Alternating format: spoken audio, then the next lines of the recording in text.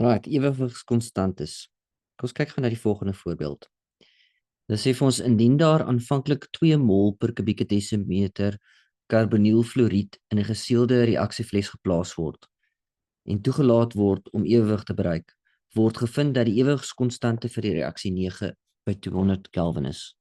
Gebruik al hierdie begewens en die balanseerde vergelyking en dan wil hulle weet wat is die konsentrasie van die COF2 by ewewig.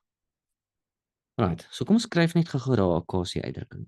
Kc is die konsentrasie van die CO2 maal die konsentrasie van die CF4 tot die mag 1 en dan COF2 tot die mag 2. Nou jy sal oplet dat hulle gee vir ons die aanvanklike konsentrasie van die karbonielfluoried, maar hulle gee nie die grootte van die houer nie of die volume van die houer nie.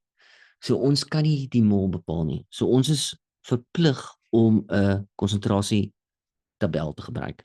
So ons skryf net gou hier in COF2, dan CO2 en CF4 en dis in 'n 2:1 verhouding. Dan kan ons hierso 2 skryf. Konsentrasie is aanvanklik 2 mol per kubieke desimeter. Hier het ons 0 en 0. En nou gee hulle vir ons 'n Kc-waarde. So nou moet daar 'n onbekende in die tabel wees. So jy kan nou sê hierdie COF2 of die karbonielfluoried verminder met X, dan gaan daai ene met die helfte vermeerder, dis 'n half X, en daai ene gaan ook met 'n half X vermeerder. Maar dan bring jy onnodige breuke in die som. So wat ek gaan doen is, ek gaan sê hierdie een verminder met 2X, en dan vermeerder hy met X, en hy ook met X. So die ewewigskonsentrasie vir die karbonielfluoried is 2 minus 2X, en die CO2 gas is net X, en die CF4 is ook net X.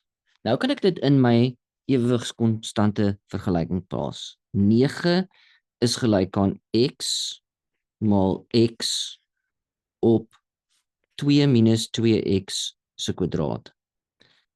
Ok, ek weet nie of jy sien nie, maar ek kan die vierkantswortel albei kante vat, want daai X maal X in die bokant is net X kwadraat.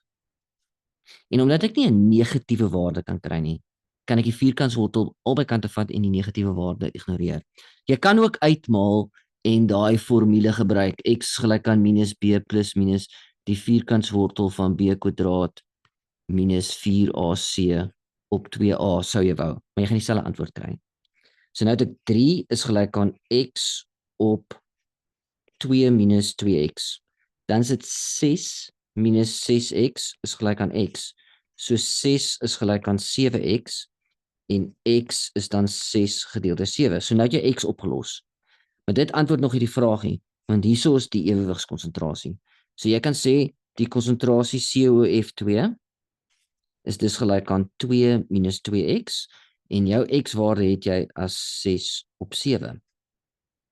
En daai waarde is 0,286 mol per kubieke desimeter en jy kan met 2 desimale ook afrond en dan kry ons 0,29.